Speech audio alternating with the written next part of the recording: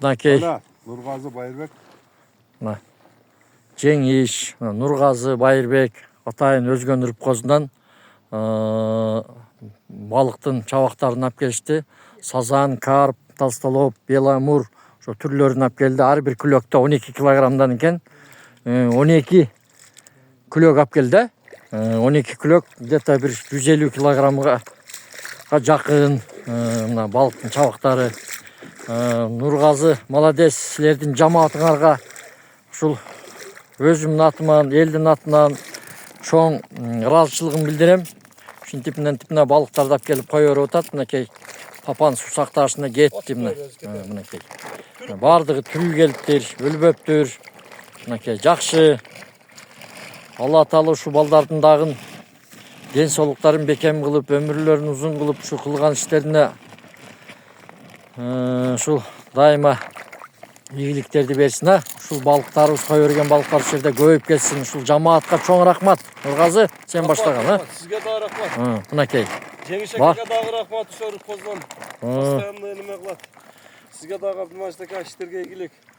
Кудай кааласа, Кудай буйрса, ушинтип эле балыктарыбыз ушул көлдүгө жашап кетсин, көбөйүп кетсин.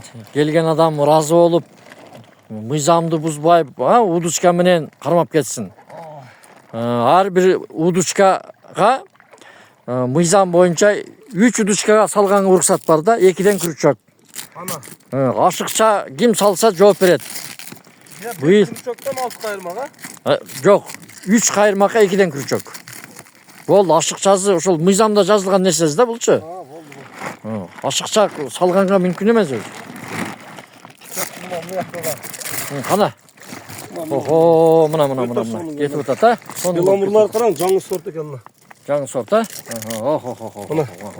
Мына. Өтө сон, Жеңиш акеге рахмат булду. Ошолордун мени ошол жерде иштеген балдарга рахмат, акелерге. Эми Салым кошкон ака-ука досторго рахмат. Патриот болуп жүрөрүңүздөр. Молодцы. Чаткалга баргам, канча килолук маринкаларды кармап келдим. Нургазы айтып койчу ошону, мактанып бир. Болу.